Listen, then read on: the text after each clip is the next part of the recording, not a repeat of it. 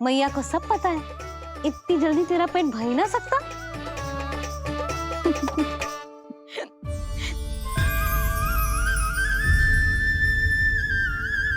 ये क्या है लल्ला? ये क्या था तेरे मुंह में, दिखा। ओहो, मैं तो भूल ही गया था कि मेरे भीतर ही तो सारी सृष्टि समाई हुई है। मैया ने उसकी झलक देख ली, अब क्या होगा? क्या हुआ यशोदा? सुनो जी, जी हमारे लल्ला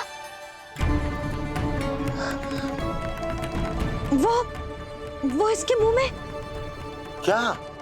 भूल जाओ ना मैया, कुछ नहीं था मेरे मुंह में। लल्ला मुंह खोल के बाबा को दिखा। अरे क्या देख रही है उसके मुंह में? अवश्य ही मेरा दृष्टि भ्रम होगा, किंतु ऐसा भ्रम। अरे बताओ ना यशोदा, या फिर मुहूर्त शीघ्र ना बताने की बात का प्रतिशोध ले रही हो तुम? ना ऐसी बात ना है। तो फिर बताओ ना क्या बात है? हा? मैंने लल्ला के मुंह में कुछ देखो। क्या देखो? अब फंस गया मैं। मैया बाबा को सब कुछ बता देंगी और राय का पहाड़ बन जाएगा। फिर कैसे संभालूंगा इन दोनों को? ऐसे लगो जैसे जैसे जैसे पूरा का पूरा ब्रह्मांड। ब्रह्मांड लल्ला के मुंह में। अच्छा, तुम मेरा मुंह देखो।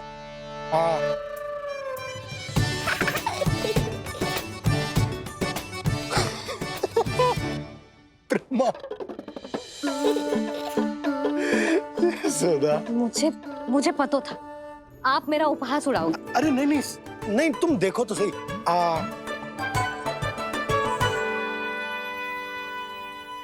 ब्रह्मांड ना सही, गोकुल तो दिखना चाहिए। अरे गोकुल को राजा हूं मैं, है कि ना? है? देखो, अरे देखो तो। धन्यवाद बाबा, आपने इस बात को गंभीरता से नहीं लिया, इसलिए अब मैया भी नहीं लेंगी। आज तो बचा लिया आपने। आज के बाद ना आपको कुछ बताऊंगी ही ना। आप जाओ, नामकरण उत्सव की तैयारी करो। और हाँ, इस बार भी उत्सव छोटा ही करना है, जे तो मत ही बोलना आप। हाँ।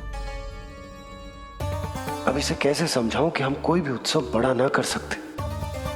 व्यर्थ ही कंस की दृष्टि पड़ जाएगी हम पर।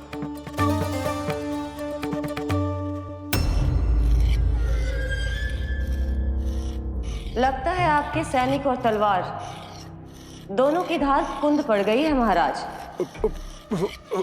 महाराज, मुझे भय था कि कहीं ऋषि गर्ग मुझे श्राप ना दे दे।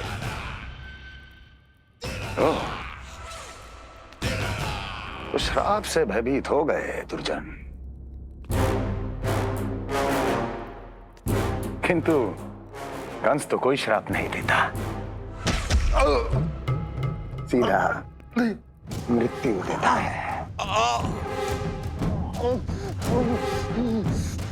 ऐसा न करें महाराज,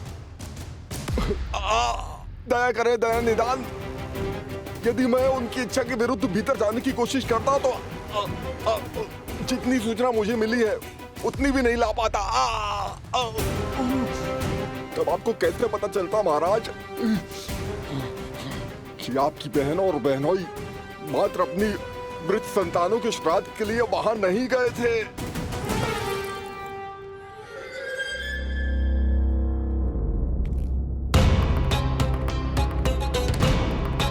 आगे बोलो। पूरी तरह तो नहीं सुन पाया महाराज, किंतु मैंने स्वयं अपने नेत्रों से देखा है महाराज। राजकुमारी देवकी ने ऋषि गर्ग के हाथ में कुछ दिया था। ये सत्य है महाराज, और ऋषि गर्ग ने उन दोनों को वचन भी दिया था। सही समय की प्रतीक्षा कीजिए राजन, आपके दोनों कार्य पूर्ण होंगे। महाराज, मैं आपका सबसे विश्वसनीय सेवक हूं। आपके हर आदेश का पालन करना मेरा अधिकार है और मैंने अपने अधिकारों का पालन किया भी है महाराज। किंतु फिर भी यदि मेरी ओर से कोई भूल हुई हो, मुझे क्षमा करे दयानिदान, मुझे क्षमा करे। इसका अर्थ है कि उत्कच सही कह रहा था। वो दोनों अवश्य ही कोई ना कोई षड्यंत्र रच रहे हैं मेरे विरुद्ध। समय आ गया है, अब मुझे किसी ऐसे की खोज करनी होगी जो उतना ही शक्तिशाली हो जितनी की मेरी ये तलवार।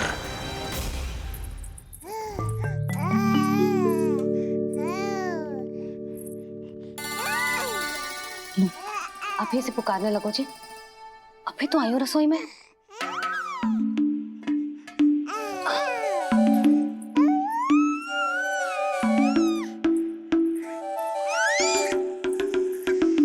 शीघ्र ही तुझे भी अपने बाबा का हाथ बटाना पड़ेगा, समझ रहे हो ना?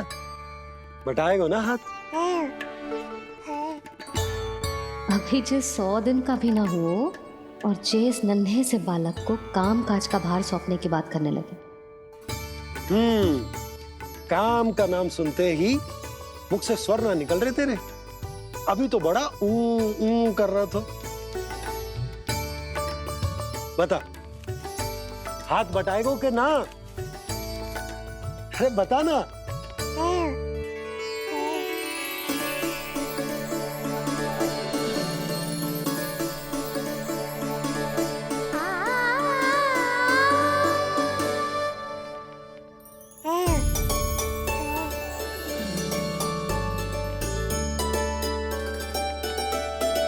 कल तू पूरा 100 दिन को हो जाएगा लल्ला। पंडित जी आएंगे, तुझे नया नाम मिलेगा। देखो तो मन में तो इनके भी कितना उत्साह भरो है, बस दृष्टि में मैं ही आती हूँ। और कल तुझे वो नाम मिलेगा लल्ला जिससे पूरा संसार तुझे पहचानेगा।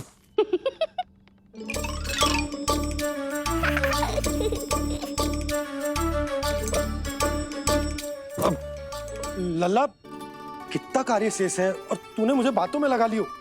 मुझे क्यों फंसा रहे हो बाबा? छुपाने की कोई आवश्यकता ना है। जितनी उत्साहित मैं हूँ उतने ही उत्साहित आप भी हो इसके नामकरण को लेके, पता है मुझे। लल्ला के नामकरण पे उसके बाबा उत्साहित ना होंगे? बिल्कुल होंगे, इसीलिए तो कह रही हूँ अपना उत्साह बांटो अपने लल्ला के साथ। मैं अभी आई। अच्छा, ऐसे तो तुम लल्ला को छोड़ के कहीं ना जाती। अभी कहाँ चली? रोहिणी जिज्जी के पास, और कहाँ? लल्ला और उसके दाव के नामकरण की तैयारी करनी है कि ना? कितने लोगों को आमंत्रित करना है, कितने प्रकार की मिठाइयां बनानी है, ढोल वाले को कितने बजे का समय देना है, ये सब सुनिश्चित करना है ना, ताकि ये उत्सव गोकुल का सबसे बड़ा उत्सव हो। अरे सूची देनी है जिज्जी को।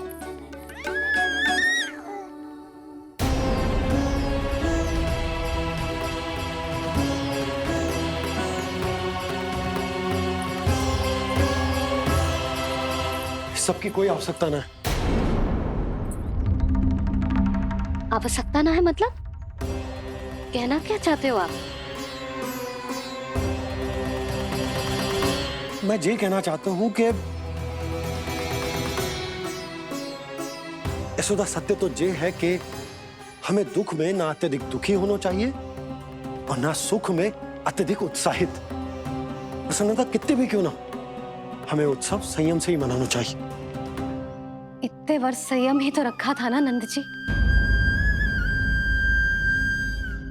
ये समय संयम का ना आनंद से बावले हो जाने का है। यशोदा, हम आयोजन छोटा ही करेंगे। मैं कुछ सोच समझ कर ही तो कह रहा हूँ। पर क्यों? मुझे भी तो समझाओ। हर बात समझाने की ना होती यशोदा। अच्छा, पति पत्नी में भेद हो तो है? ठीक, मैं कोई भेद ना रखूंगा। जो भी अब तक मैंने तुम्हें ना बताया है वो सब बताऊं। ओहो, क्या कर रहे हो बाबा? कंस के बारे में कुछ बता मत देना मैया को। वो मंगला है ना, उसने आज शाम को ही बछड़ा दियो।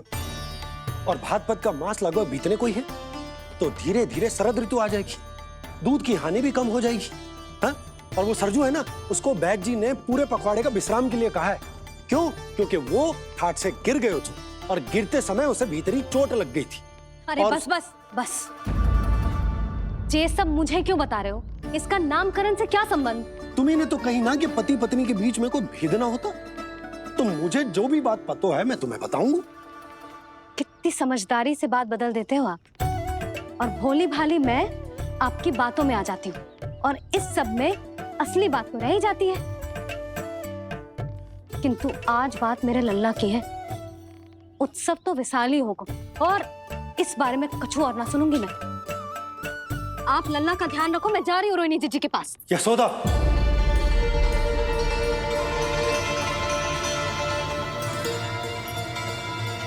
बात केवल सुनने की ना होती, उसे समझना भी पड़ता है।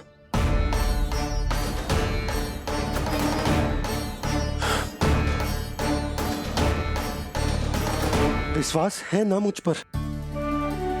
मैं कुछ सोच समझ कर ही कर रहा हूँ ना। उत्सव तो छोटा ही होगा।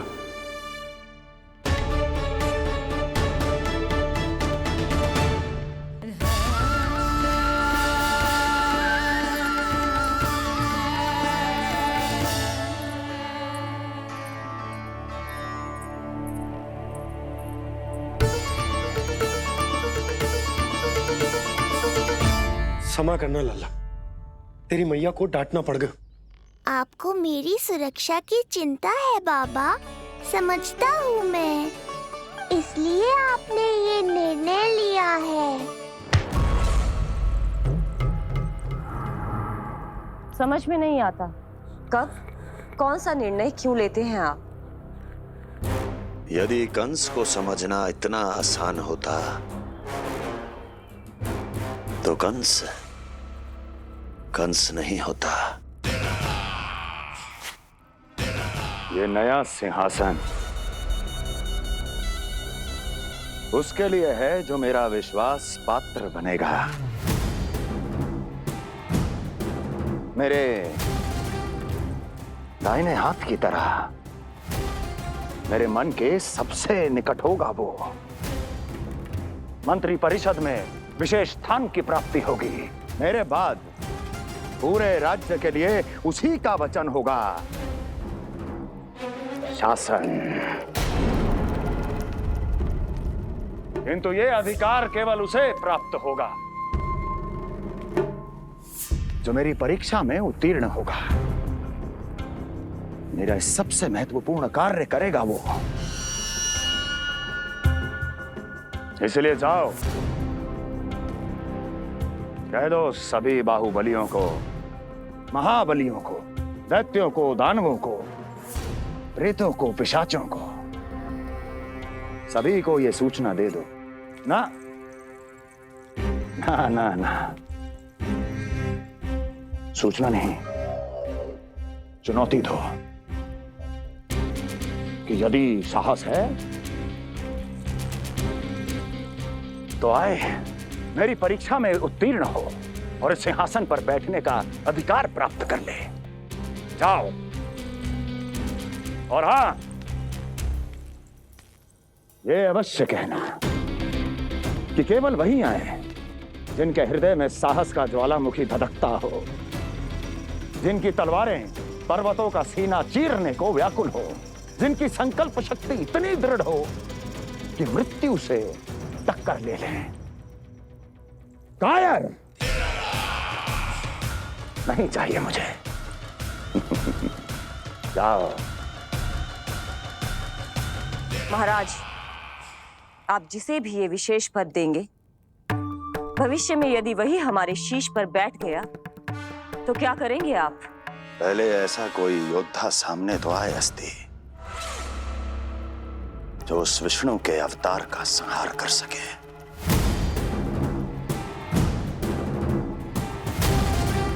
और जहां तक प्रश्न है हमारे शीश पर बैठने का,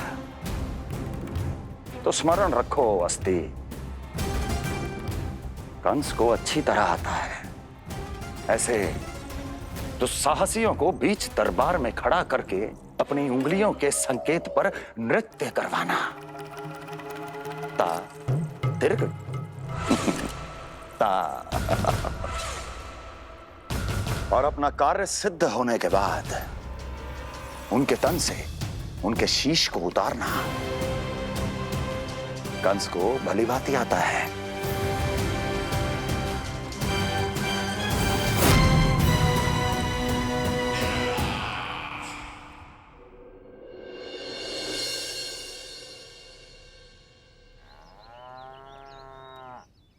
पूरे 100 दिन का होगा हुआ तो लल्ला, कम से कम 100 व्यक्ति तो आने चाहिए थे ना तेरे और तेरे दाऊ के नामकरण में। हाँ, अब तुम मुस्कुरा क्या रहो है? तू ही बता, जे भवन देख के लग रहा है कि यहाँ कोई उत्सव है?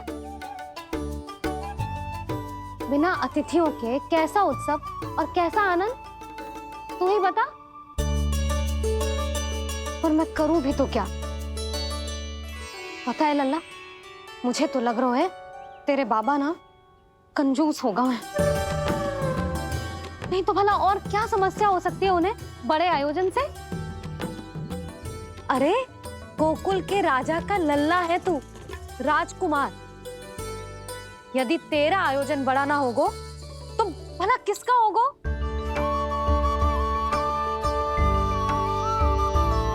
मेरी भूल है, मैं भोली हूं, इसीलिए व्यर्थ में तेरे बाबा की बातों में आ गई। मैं भोली हूं ना, व्यर्थ में उनका कहा मान गई। किंतु अब ना मैं कोई मांग रखूंगी, ना मैं उनसे बात करूंगी। और कहे देती हूँ लल्ला, सावधान जो इस बार तू बीच में आया तो। हाँ नहीं तो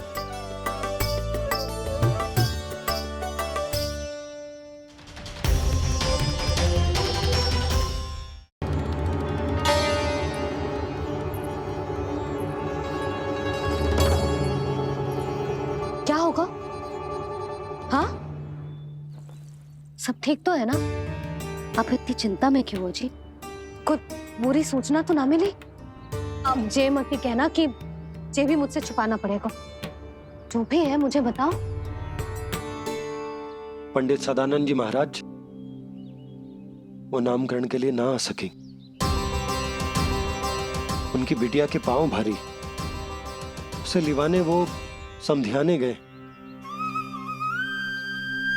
ये तो शुभ समाचार है।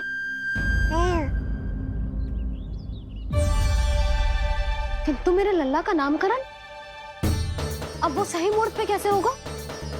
वही तो समझ ना आ रहा। ऐसे मन छोटा करने की आवश्यकता नहीं है मैया बाबा। आप दोनों तो स्वागत की तैयारी करो, आ रहे हैं वो।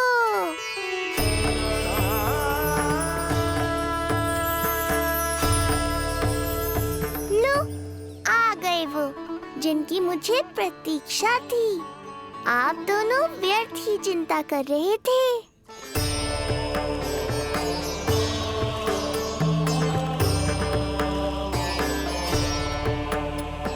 अब कौन करेगा मेरे लल्ला का नामकरण?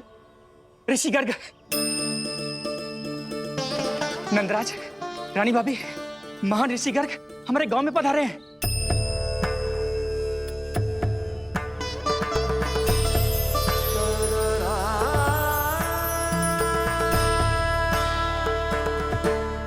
ऋषि गर्ग गोकुल में? हाँ नंदराज, और कह रहे थे उन्हें यादव राज वासुदेव जी ने भेजो है रानी जी के पास। अरे तो तुम लोग खड़े खड़े क्या देख रहे हो? जाओ उनके सत्कार की तैयारी करो। जी यशोदा, उनके स्वागत की तैयारी करो। सुनो जी, वो तो यादवों के कुलगुरु है ना, रोहिणी जीजी के यहाँ आए हैं, हमारे यहाँ आएंगे। आप देखती जाओ मैया, वो सीधे हमारे घर ही आएंगे।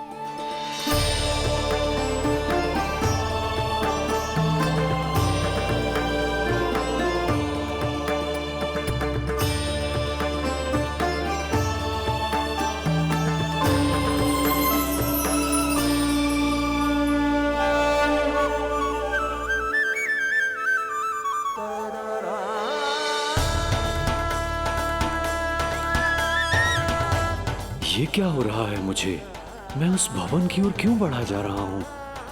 क्योंकि आपके यहाँ आने से ही मेरी मैया बाबा की चिंता समाप्त होगी ऋषिवर।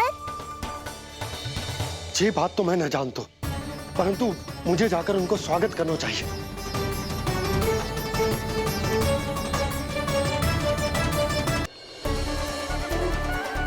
गुरुदेव,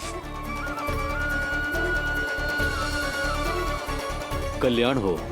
भगवान श्री नारायण के महान भक्त आज हमारे गांव में पधारे। हमारा जीवन सफल है गया आज। वो भवन आपका है नंदराज? आपके शुभ चरण पड़ेंगे तो हमारा जय भवन पवित्र हो जाएगा। इतने बड़ी ऋषि अगर हमारे घर पधारेंगे तो हमारे तो भाग्य ही संवर जाएंगे। मैया आपके दर्शन को तरस रही है ऋषिवर। संकोच मत कीजिए, अब आ भी जाइए। पधारिए गुरुजी। न जाने क्यों मेरे पांव अपने आप ही आपकी भवन की तरफ जाने को व्याकुल है नंदराज। पधारिए गुरुदेव, आइए।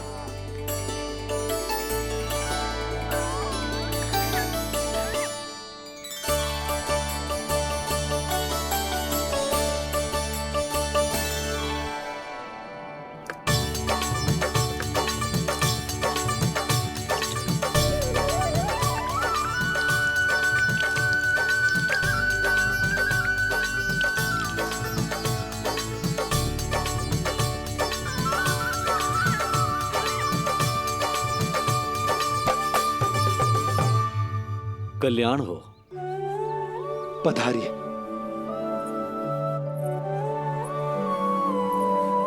आया तो था मैं रानी रोहिणी के भवन में, पर पता नहीं कैसे यहाँ खींचा चला आया। विराजिए गुरुदेव। महाराज, आप इसे भी रोहिणी जिज्जी का ही घर समझिए। मैं अब भी बुलाकर लाती हूँ। महाराज, ये हमारा सौभाग्य है कि आपने यहाँ आना स्वीकार किया। कहिए, क्या सेवा करूं मैं आपकी? मुझे आपके भाई वासुदेव ने भेजा है नंदराज।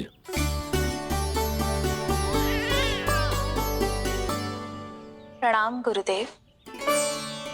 स्वामी जी ने आपसे इतनी दूर आने का आग्रह किया है।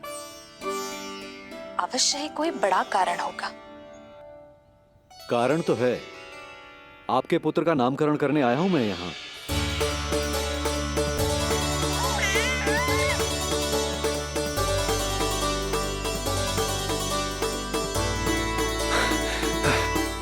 ऋषिवर, तब तो आप अत्यंत ही शुभ दिन पधारे। आज का ही मुहूर्त निकलो है भाभी के लल्ला और हमारे लल्ला के नामकरण के लिए। परंतु पंडित जी गांव से बाहर हैं, इसीलिए आप। अब तो आप यहाँ आ गए हो, आप हमारे भी लल्ला का नामकरण कर दो ना। पुत्री, ये क्या कह रही हो तुम?